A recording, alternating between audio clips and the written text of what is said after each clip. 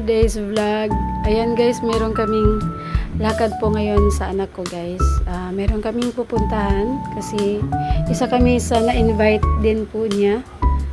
Birthday po kasi niya ngayon guys, kaya kailangan namin magpunta doon sa kanila para naman po masaya yung pag-celebrate po niya ng birthday niya. So merong mga kasamahan namin guys at nauna na sila doon. Medyo na late lang po kasi kami ni Tantan. Pero okay lang po kasi alam na namin yung pagpunta doon kasi at pangalawang beses na po kami nagpunta doon sa kanila. Kaya thank you guys for watching this vlog. Sana panoorin nyo yung vlog ko hanggang sa dulo po para makita nyo guys yung pupuntahan namin na nagse-celebrate ng birthday po niya. So, dito na po tayo guys. Ito na po yung daan na papunta sa kanila. Ganito po yung kalsada nila.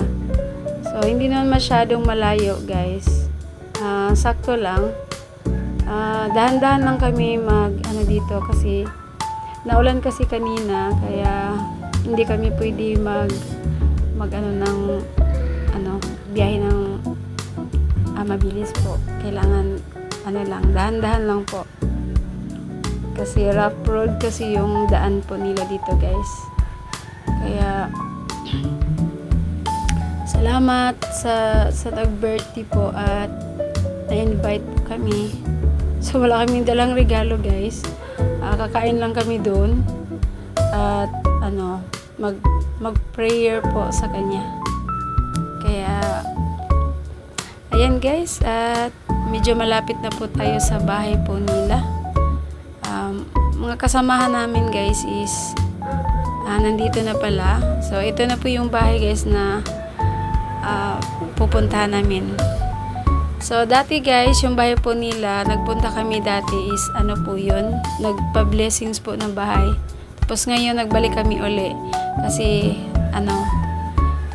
may birthday po kasi. Kaya kakantahan lang namin siya ng birthday song tsaka magbigay kami ng prayer po para sa kanya. Ayan, medyo marami na kami guys. So dito sila nagluluto guys ng food. So ayan siya guys. Masayang masaya siya.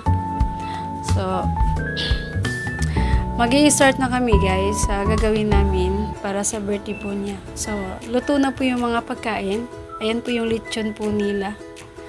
Kaya thank you very much sa lahat guys, and God bless to everyone, and thank you for watching this vlog.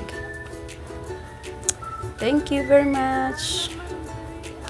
So dito siya guys, nagluto pala siya ng biko tsaka merong marang po. Kaya sabi ko sabi niya pala kami ng yung marang po, yung prutas pag mag-uwi na daw kami. So nakadala ko ng marang po tsaka yung biko po. Masarap po yung biko niya guys. Kaya eto na po yung guys yung ginagawa natin. Muna kami nag-worship po kay Lord tsaka ng prayer po para sa kanya. And that's all. Thank you for watching again. God bless to everyone.